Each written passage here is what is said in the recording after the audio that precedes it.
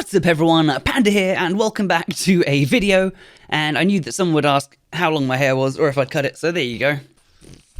Also, as I know some people are going to ask, Monkey's well. Look at it, Monks. Look, what's that, Monks?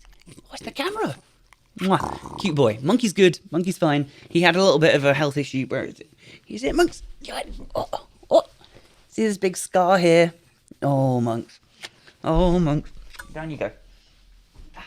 Monk's had to have a surgery. He had a big precancerous lump on his side that needs to be cut out.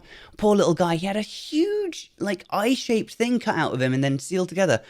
Poor little guy. Anyway, he is fine because I knew some people would wonder, and Marmite the cat is also doing well. So that's good.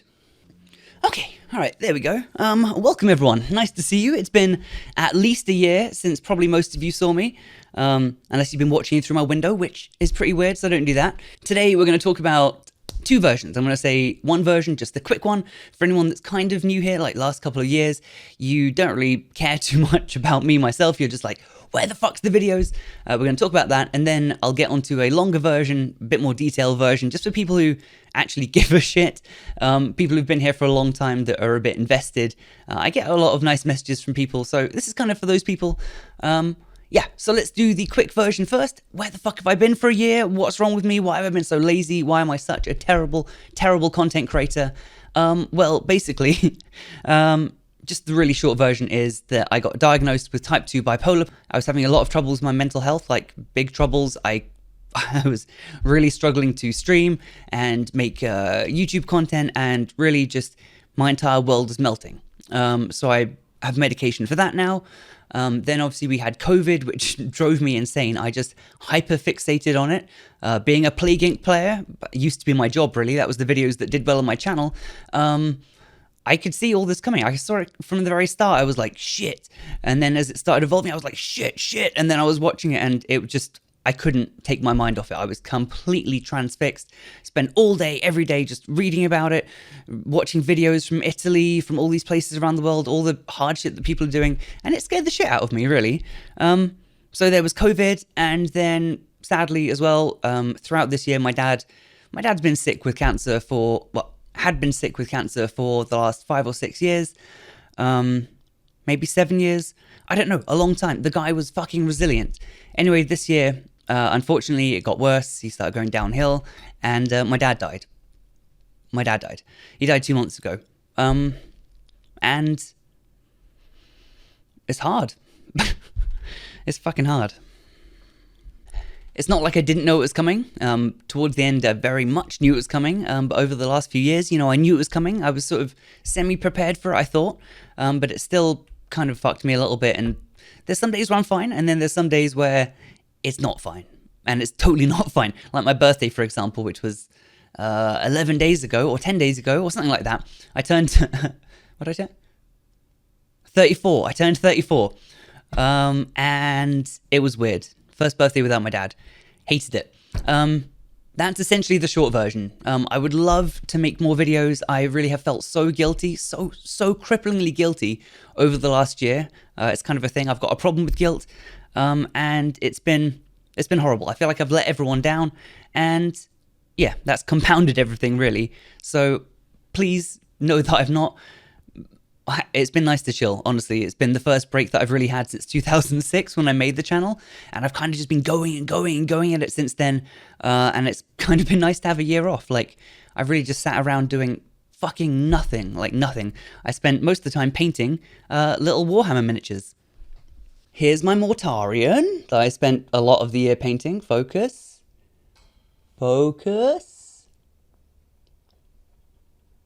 Well, that's the best you're getting. Anyway, I've been painting a lot of stuff and having a good time with it, honestly. Painting these models has really been something that I've been into since I was a little kid. When I was 5 years old, my dad painted me this little model from Games Workshop, from Warhammer. And ever since then, I've sort of been really into it. So yeah, I've been painting a lot. It's been chill. It's been really chill. Just been painting and watching Gibbs on Twitch. So there's the short version. I would love to start making some videos again. I'd love to get back into the driving seat with this. It's something that I really enjoy, and it's something that I've really enjoyed my whole life, but just suddenly it became not fun. And it became a lot more stressed than it was fun. So I had to take a break. Okay, now the hard bit. for the discussion for the people who've been here for a long time. And why I've not made a video like this already is because I hate the idea of people thinking that I'm throwing a pity party. That's always the phrase that revolves in my head. Like, I think due to some of the bipolar, like I have immeasurable guilt. And I would feel guilty for making a video saying that I'm feeling shit because I feel like people would look at that and say, oh, he's just doing this for views or sympathy or something. And I'm not doing that. If I was doing that, I would have made some videos. All I'm going to do now is I'm just going to quite brutally straightforward just talk about what happened and why everything went tits up. So if you're not interested in this, stop watching the fucking video. So I'm sure you will remember 2 years ago, I went to Canada for the DBD Fog Whisperer, what do they call it? Creator Council. Super cool. Really, really loved that. But prior to that, I've had some issues when flying, and it's called aerosinusitis. And it's basically pressure building up in your sinuses, which is all in here, when you fly, and the pressure building up to the point where it's like gonna pop. And I've read up a lot on this afterwards because I didn't know what it was to start with. Personally, for me, it feels like someone's taken a knitting needle and placed it right here, and they're just slowly pushing it through your brain, but it's got an unlimited length. It's a pain like I've never felt before. I've broken bones, I've done all this, but it's this insane pain. You just end up curled into a little ball on the plane, just pouring tears and snot and just clenching everything, just waiting for it to end. It was horrible, and it really scared the shit out of me. I really didn't want to fly because of that, because of this horrible pain. And it only lasted for like half an hour, but it was such an intense pain that it was really hard to go through with that. Okay, that's a bit better lighting. So I wanted to get this done. I wanted to get this sorted so I could fly on planes because we were getting offers to go all over the place because, you know, my YouTube was popping off, the Twitch was popping off. People were saying, oh, come to this, come to that. Like I had a flight booked to go and see my dad in the Caribbean. So I was like, fuck it, we're going to get this done. So I went in, saw the doctor, CT scans, all sorts of shit. He did a surgery where he basically clipped out a bunch of shit inside behind my nose and stuff. I didn't actually want him to do that. It's what happened in the end. It got infected. I had some whole problems with it. But I went to Canada shortly afterwards, still sort of bleeding from my nose and stuff. But went to Canada, had a great time, came back, and I started getting dizzy all the time, like serious dizziness, where I'd have to grab onto something or grab onto my girlfriend, or if I was lying down, it would happen. I'd feel like I was falling through the world, like in a fucking game, and I'd have to grab onto stuff to hold me down. It was horrible. I fucking hated that. And that kind of went on for a long time after that. Like, it just did not go away. I did have this when I was 17 as well, and it lasted about 10 years, and I didn't fly. Like, I just said, fuck it. I didn't fly. I didn't travel. I didn't fly. It made me anxious. It made me feel like I was going to throw up. So that coming back really hurt my brain, like really fucking hurt my brain. But yeah, that sort of went on. So that was, you know, that set the tone for everything being pretty shitty. The anxiety and everything. I'd wake up in the morning, I wouldn't be able to breathe. Like, basically it made everything dry out. So my nose is so dry. I'd wake up, my throat, nose, everything's so dry I couldn't breathe. I have to wake up, squirt some of this shit up my nose. I don't think I've got one here. Ah well. I got this spray thing, spray up my nose, have a drink of water, then I could breathe. So that's horrible, horrible. It's just sort of wearing me down over and over. Still making videos, still making content though, still happy to do it. And then I broke my ankle walking the little shit rat up in the park. That was not fun. Like, I had to wear a boot for ages, and it just sort of brought me down and down. And then obviously my mind was melting shortly after that. I didn't know what was wrong with me. Actually, I didn't know what was wrong with me, and then Eska killed himself. If you don't know who that is a YouTuber and a streamer, and someone who he was very popular. A lot of people liked him, and he had bipolar type 1. Now I've been diagnosed with type 2, which is a lot less insane than his one.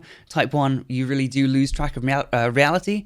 But the thing was that everyone in his audience, people that watched him, thought that he was making it up, thought that he was doing it for views, that, you know, he was just hamming it up and all this stuff. And he was just having manic episodes. Like, he was losing track of stuff, and people would call him an attention seeker. And then he killed himself. And it really, really, I didn't know the guy. Like, I wasn't a huge fan of the guy, but it completely devastated me. So then after that, I decided that it was time. I was having all these suicidal thoughts, these intrusive thoughts, and I thought, it's time to get this sorted. So I went to a psychiatrist, did a whole thing. They diagnosed me, gave me some medication sort of overnight the pills stopped those thoughts, or at least really dampened them, which is great because I felt like I couldn't really continue at that point. And I sort of stopped making content. I eased off a lot. I was only making, like, doing a few streams a week. I was only making a few videos a week. It was tough, but at the same time, my favorite game ever, Arcade, an MMO, it came back and was re-released, and honestly, I quite comfortably just sunk into playing that with friends, not really doing much, just sitting there playing games, going a bit crazy, but at the same time having something to take my mind off it. I had my ankle was fucked, I hurt my back as well, so I just basically spent months lying in bed, crying my eyes out, and playing Arcade. And you know what? I enjoyed it. I actually achieved one thing that I've been wanting to achieve since 2014 when the game came out, which is Hero, which is basically in the game it's an MMO, so there's thousands of people playing. There's an in-game politics system where 6 people on your faction can become hero, and that's actually you get elected. Like, you have to go through all this stuff to qualify, and then everyone on the server votes, and if you get enough votes, you become hero. And it's always something that I wanted to achieve just because it seemed like such a hard thing to do, but I did it. I managed to get it. I actually got it 3 times in a row for 3 solid months, which was, I don't know, most of you are like, what the fuck are you talking about, dude? But for me, it was fun. And you know what? My girlfriend was playing with me. My friends were playing with me. It was a big deal. It was good shit. I'm in. Oh, God.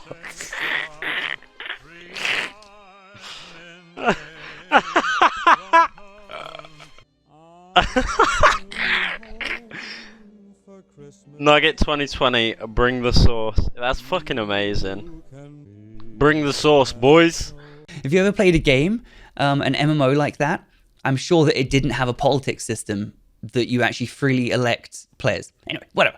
I was playing that for some time, and it was a good laugh. But over Christmas, my dad got news in November. He came over and he said that his cancer had spread to his bones and his pelvis. He had prostate cancer initially, but then it spread into just the rest of his bones and his spine and stuff. And from there, it seemed obvious that my dad was not going to live forever. Like, he was very resilient. He's had health issues all his life. He was told that he wouldn't make it to 21. He had a bone condition called ankylosing spondylitis, which is like basically where your spine fuses together and gets all these barbs on it. And basically he went his entire life in agony. So he was a very fucking resilient guy, very resilient. He was very used to pain. But suddenly he was in like serious pain, like real pain, and his painkillers weren't working. And it was obvious that he was going downhill. And I'd already cancelled my trip to go and see him the year before because of this fucking sinus problem, this pain that I was so scared. I was so scared to have this pain that I skipped out on a trip to go to my dad's. And that made me feel so shitty as it was. And then he was getting worse and worse. And he lives in the Caribbean, by the way. So he's not here. I couldn't just go and see him. So me not going there was like a big thing. And it really fucked me up. And it was my fault, you know, at the end of the day. I could have just dealt with the pain. I could have just dealt with whatever consequences, but I didn't want to. Because I guess the pain was just too scary. Anyway, so that was getting worse and worse. And he was in the Caribbean, and it's hard to see your parents cry. Like, you go your entire life not really seeing your parents cry. They try not to cry in front of you or whatever. Or if they do cry, hopefully it's not because they're in just such pain. But that was what I was dealing with, and it was really hard. Like, really, really hard to deal with. Anyway, and then COVID started, and I was going fucking nuts over it because I used to play Plague Inc. essentially as a job. Like, Plague Inc. was the game that was popping off on my channel. So, without trying to sound like, but I saw it coming. Like, as soon as I heard that there was a virus spreading rapidly, I was like, oh shit. And then I started keeping maps of like the spread through Europe, which became quickly, after about 7 days, completely irrelevant because it just was everywhere. And I saw all this coming, and essentially my dad then got trapped in the Caribbean. He couldn't come here to get his pain medication. He couldn't come here to see me. He couldn't come here to do anything. And he was out there, and he was suffering, like really suffering. So that was shit. Like, that was shit for ages. And then we got through lockdown, our first lockdown, and people could fly in again. And he flew over in August and was up in London. He was getting some treatment and stuff like that. Some of the treatment did, I think, essentially make him worse. But he was here. I got to see him. We went up to London every week, spent the entire week up in London. Lots of hotels, very expensive, but I got to spend time with my dad. And then eventually, after 2 months of that, he actually came down, and this room that I'm in here, my office, we turned this entire room into a big bedroom for him and his wife, and they came and lived here for a month. The year before, we got the toilet, which is just over there, like all done to be wheelchair accessible and stuff. So it was great. We made him this like beautiful, perfect room, and he came and stayed with us for a month. And honestly, even though it was towards the end of his life, like it was so nice to spend so much time with him. My parents divorced when I was 5, so I never really got to live with my dad as even like a semi-sentient being, like I was just a kid. So it was really, really nice to spend time with him, and get to know him and just all of this stuff. But obviously it went downhill, and he did eventually die. And that was 2 months ago, October 20th. I'll remember that one. And that was that. And then since then, it's just been, I don't know, it's been tough. I've been trying to get out of it. I've been trying to get back to normal, trying to get my head back in the game. I want to start making videos on YouTube again. The reason that I essentially did YouTube and Twitch in the first place is that I was trying to have a career for myself. I was trying to do something to make my dad proud. I initially wanted to make music videos. That was the end game of my life, was to make music videos. I'm ADHD as fuck, so something that I've always had throughout my life that I never really realized was ADHD is when I listen to a song, all that I can see in my head is the music video that I would personally make to that song, whatever song it is. Any sort of horrible piece of shit, I'm still in my mind always, I can just figure it all out. Anyway, when I got that dizzy thing back when I was 17, I couldn't travel or anything for ages. I couldn't really go outside because I felt like I was going to throw up and pass out and fall over. So I just started making YouTube videos, basically. I just jumped into WoW. Fuck it, I'm not going to record stuff in real life. I'm going to record it in World of Warcraft with Fraps and make videos. And I did that for ages. Not very successfully, honestly, for a long time. But then eventually, in the past, like 5 years or something, my dad started actually watching those videos.